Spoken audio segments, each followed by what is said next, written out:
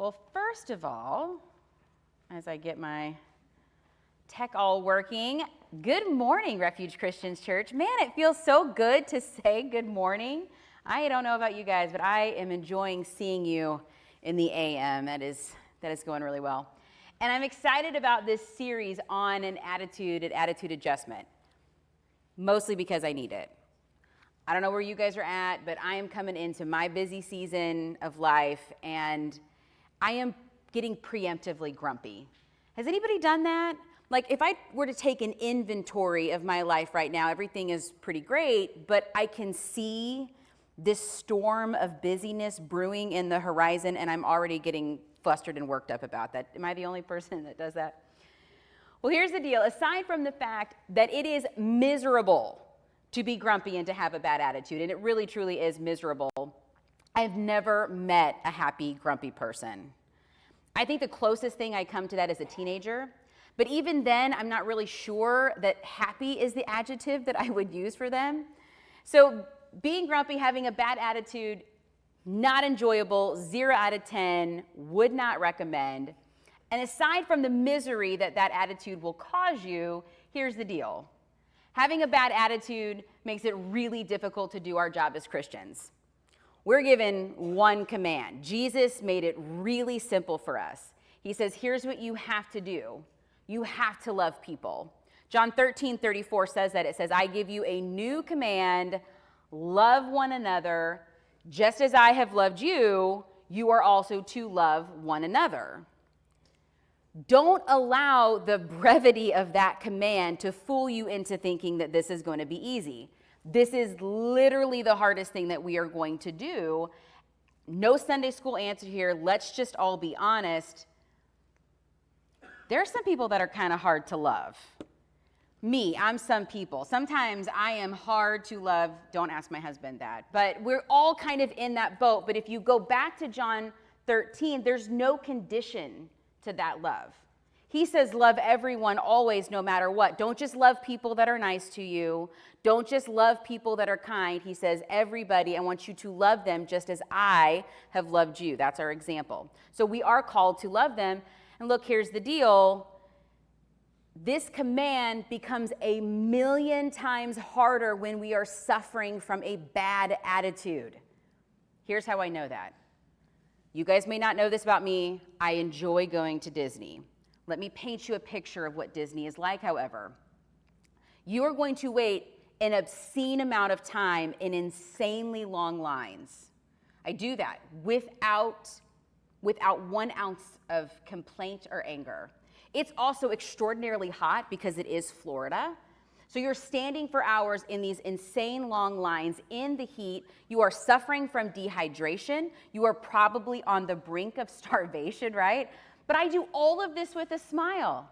I'm in a great mood. I am in the happiest place on earth, right? It's not a big deal. And so when the kid in front of me starts screaming bloody murder, do you know what I'm thinking? Well, I'm in a good mood. I got a great attitude. I'm thinking, oh, that poor dear. He's probably just really tired. I hope he gets a nap soon because I'm in a great mood. It's easy to love that kiddo in that moment. But then I go to Walmart. Come on, I'm on my feet maybe 30 minutes. Like, it's not a big deal. I've just eaten. I've had Chick-fil-A, so I've had the Lord's chicken. I'm currently carrying around a Starbucks, so I am being hydrated with caffeine as we speak. But I'm at Walmart, and I'm grocery shopping, and I've got the weird cart with that stupid wheel, you know, the one that I'm talking about that won't go the right direction. And then the kid in front of me starts crying. What am I thinking? My eye is twitching. I'm thinking, where is your parent? Like, why am I here? I'm miserable. Why? Because I have a bad attitude. And look, here's the deal. It's hard to love people when you have a bad attitude, which is why we're going through this attitude adjustment. We can do hard things, and this is a hard thing, but we got to do some work. And as I was thinking about this message and I was coming up with the title, Attitude Adjustment, I probably landed on that because I'm a kid from the 90s. I was a teenager then. I definitely identified with needing an attitude adjustment, probably still do.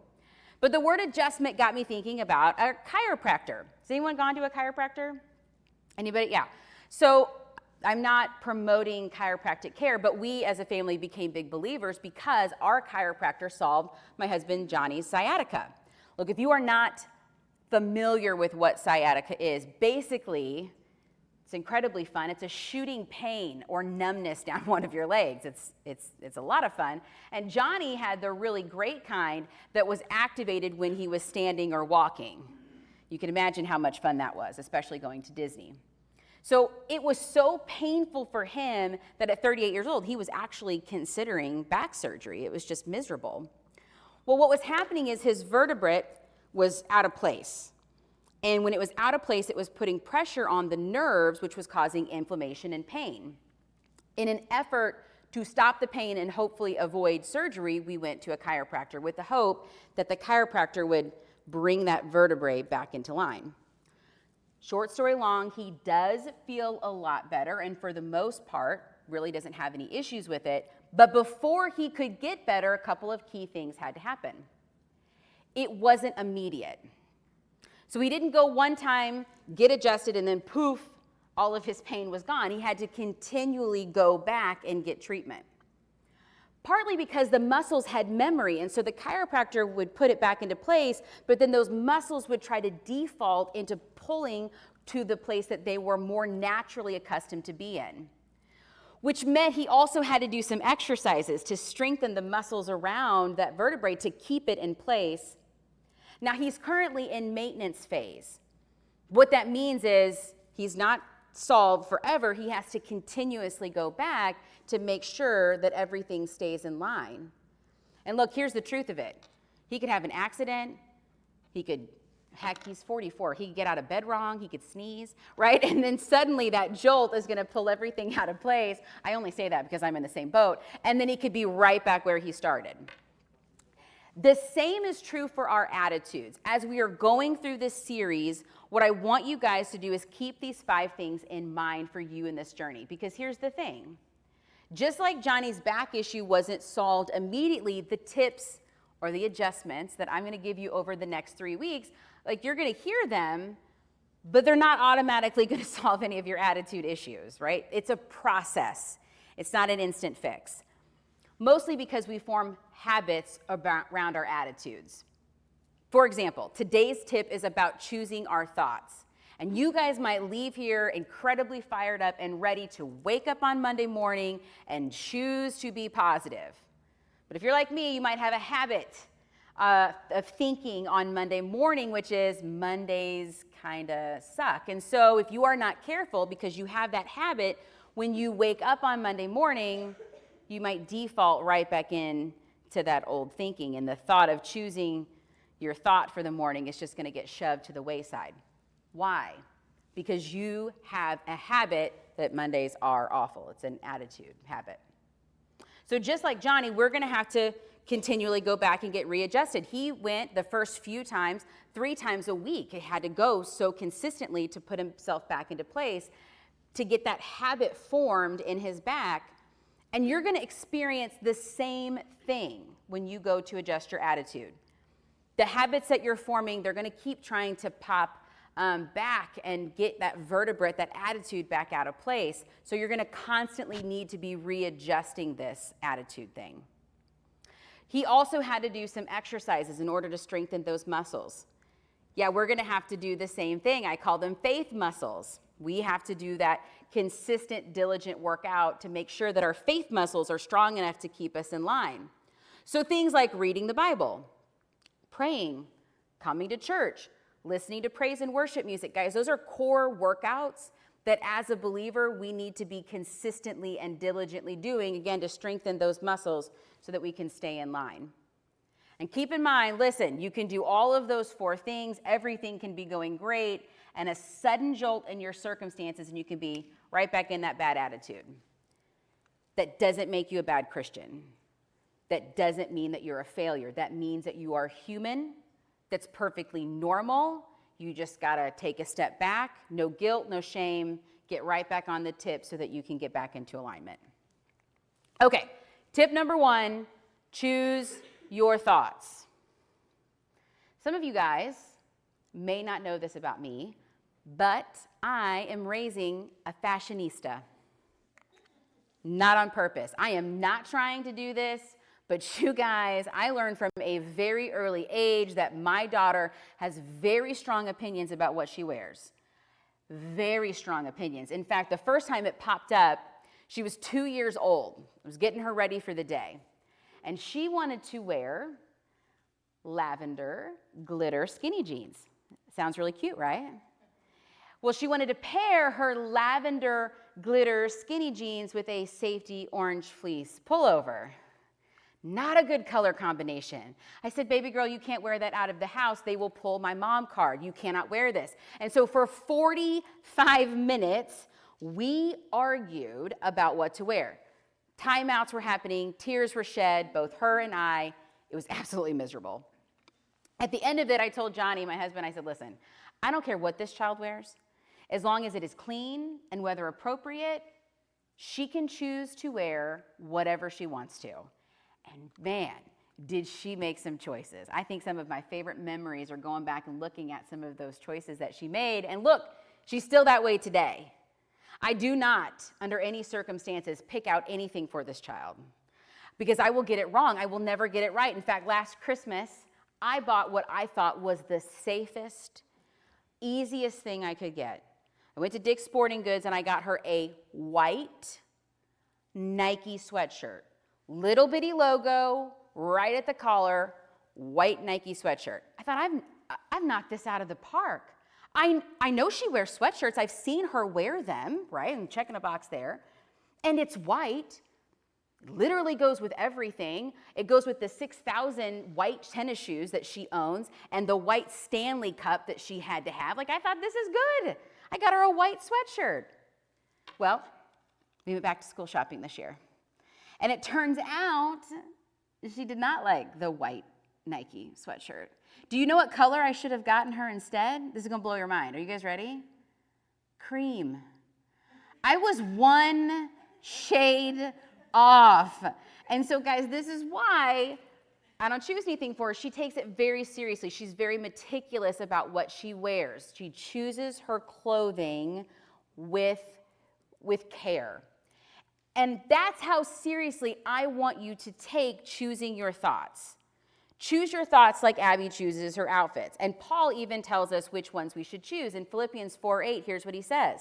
Finally, brothers and sisters, whatever is true, whatever is honorable, whatever is just, whatever is pure, whatever is lovely, whatever is commendable, if there's any moral excellence, if there's anything praiseworthy, dwell on these things. He's saying, think about the good stuff. Think about the things that are honorable and pure and just and commendable. This is the things that you need to be thinking about. If you've got a thought in your head, does it have moral excellence? Cool. Continue thinking on those. That is a good thought.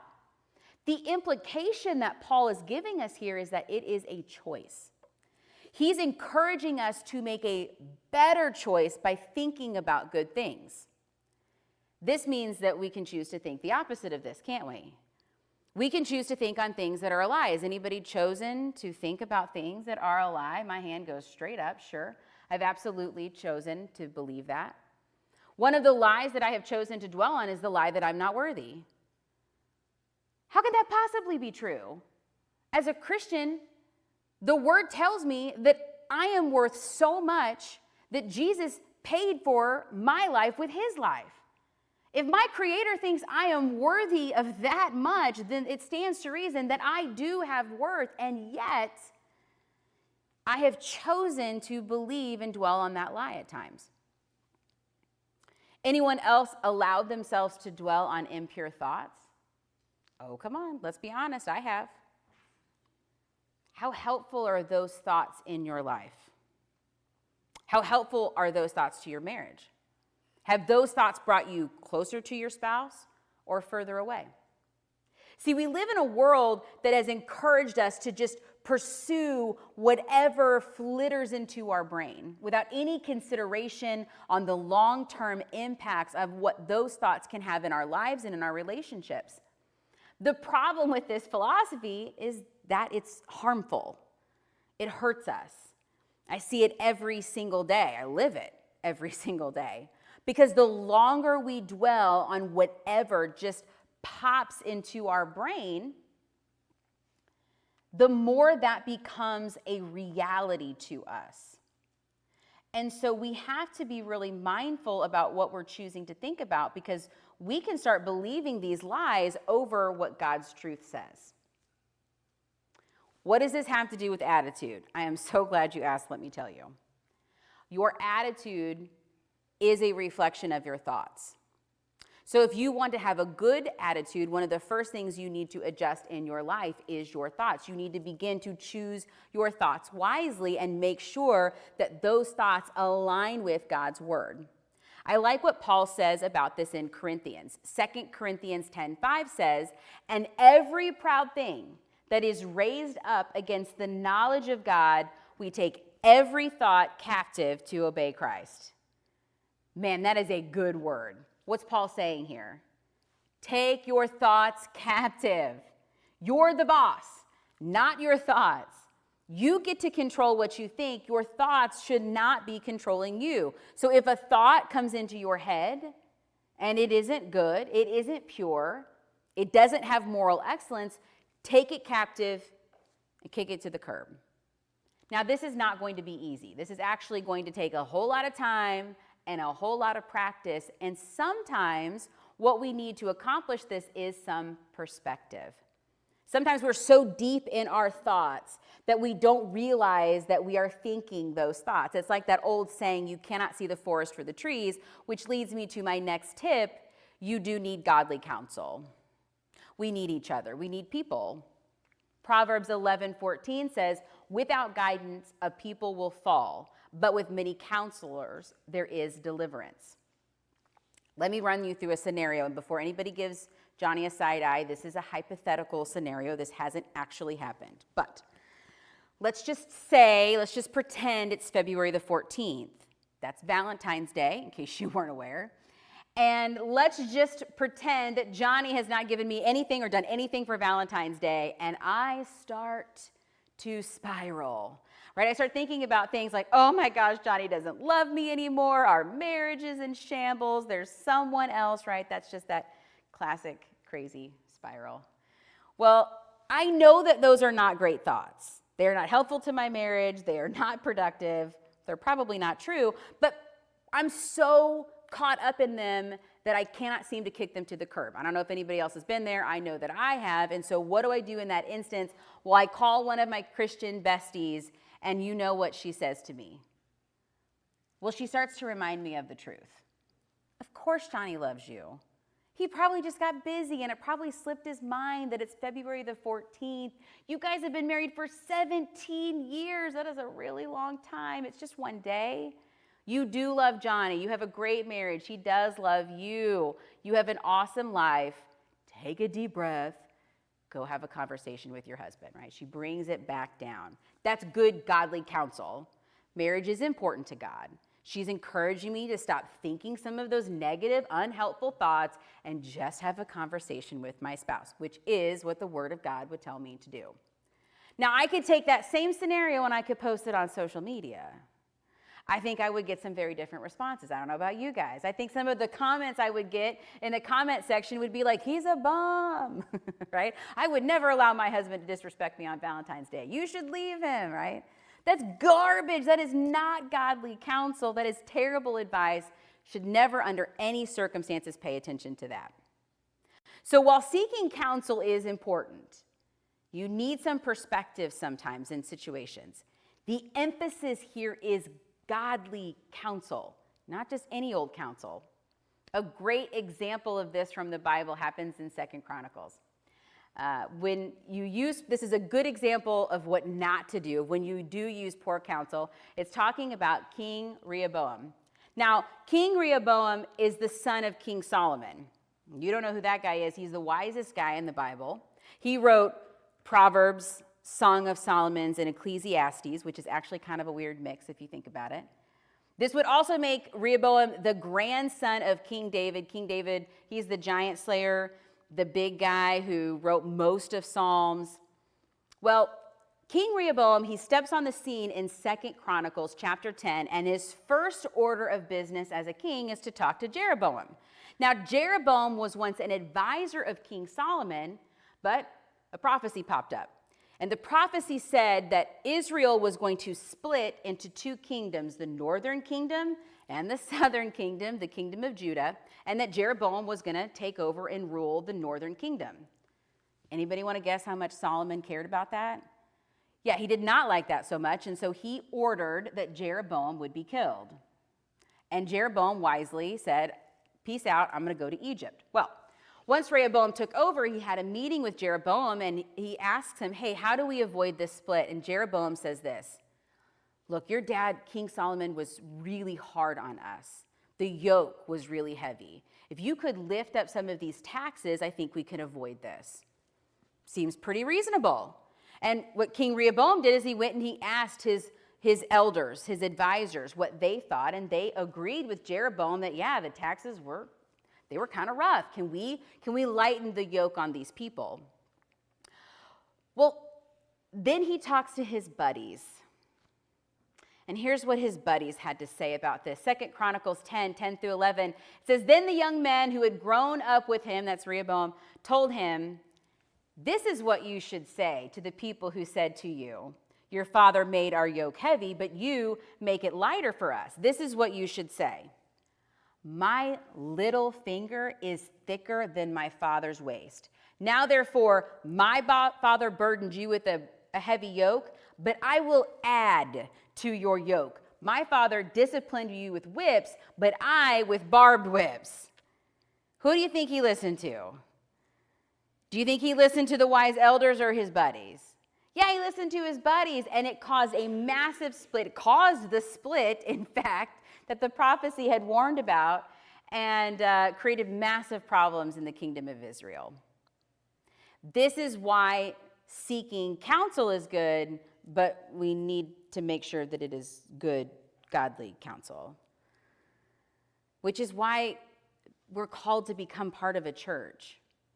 Being part of a church, not just attending the church, that's a different thing, but really being grafted in and creating relationships with people, hanging out with people, meeting with small groups, it gains that depth in relationships that allows you to open up and get that good advice when you need it.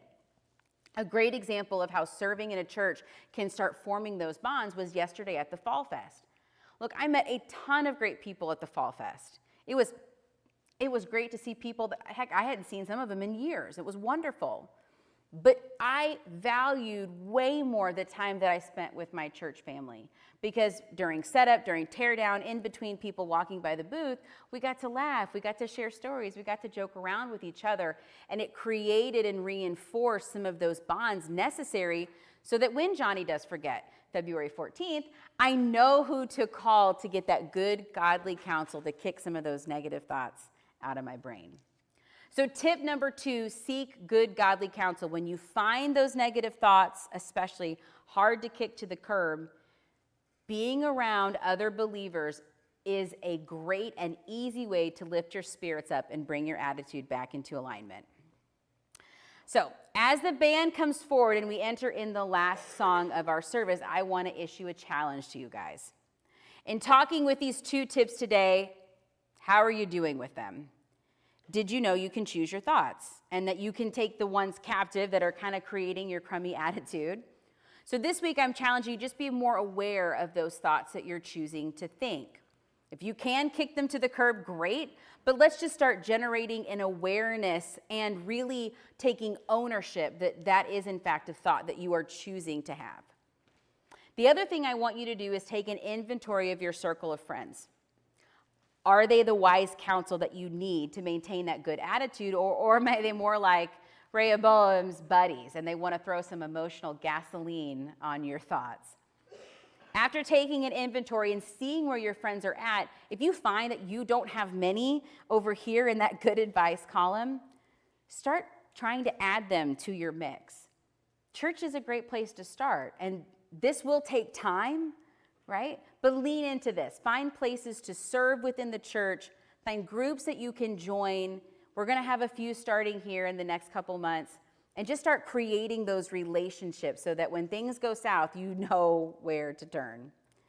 And here's the thing that we're going to do. The real purpose of the church app, while yes, it's supposed to tell us about events and keep us focused on what's going on, and that's really great, it's also supposed to help us create engagement throughout the week for that accountability and that check-in. I don't know about you guys, but I certainly need. And so here's what I'm going to do. I am going to, on Monday, start posting a scripture, a quote, something in the Church Family app. So if you go to our app, if you download it, under the group tab, there's Church Family Group. Join that group, and every day I'm going to post a little bit of something just to create that accountability and reminder that we need to start doing some of these things. And as we add additional series, we'll keep that up. So download the app. I'm going to be right outside the door after church. I'll have some flyers that have the link on there so that you can download it. If you need any tech support, please do not ask me, ask Donna, because I am terrible at tech. But we'll get that worked out for you guys. But again, the goal is to create some accountability and encouragement throughout the week so we can see real change and transformation. Okay, let's pray.